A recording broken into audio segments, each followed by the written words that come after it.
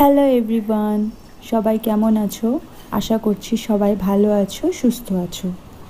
আবারও নতুন একটা ব্লগ নিয়ে চলে এসেছি।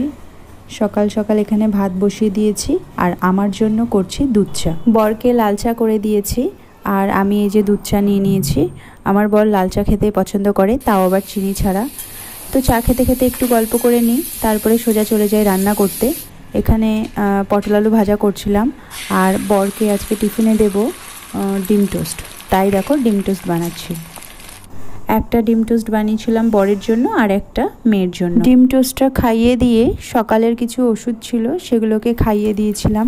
আজকে আবারও ডাক্তারের কাছে যেতে হয়েছিল, কারণ গতকালকে যে ওষুধগুলো ডাক্তার দিয়েছিল তার মধ্যে একটা ওষুধও ওর কাজ করছিল না। আর ওইদিকে বাইরে একদম ঝড় তুফান শুরু হয়ে গেছিলো। বাইরেটা এতটাই অন্ধকার হয়ে গেছে, বোঝা যাচ্ছে না যে সন্ধে না সকাল। দেখো কতটা অন্ধকার হয়ে গেছিল।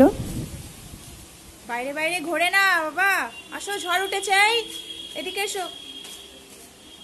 নারকেল গাছ, আয় বাবা।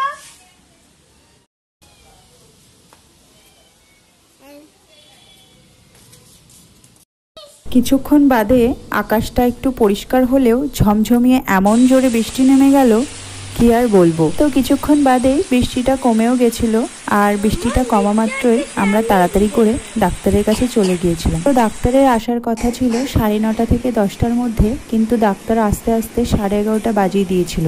বাড়িতে যাওয়া বা সুস্থ ছিল, এখানে এসে আরোই অসুস্থ হয়ে গেছিলো আমার মেয়ে।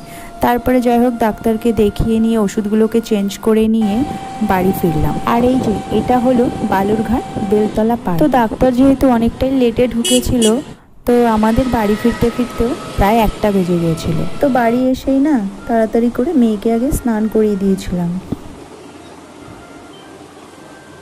জ্বর কমেছে বাবা? তারপর ওকে খাইয়ে দিয়ে আমি আমার কাজে লেগে পড়েছিলাম, কারণ সমস্ত কাজ আমার বাকি পড়েছিল। জামা কাপড় কাচা, ঘর মোছা, বাসন টাসন মাজা, এগুলো সব করতে করতে আমার প্রায় 2:30 বেজে গেছিল। সমস্ত কাজ করে স্নান সেরে আস্তে আস্তে দেখি 3:25 বেজে গিয়েছিল।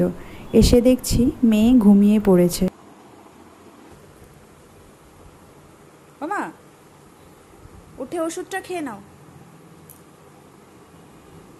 এসো,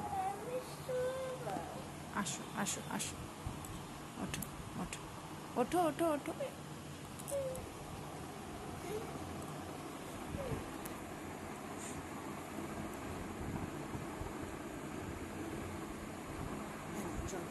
আজকের মতো এই পর্যন্তই, দেখা হচ্ছে পরের ভিডিওতে।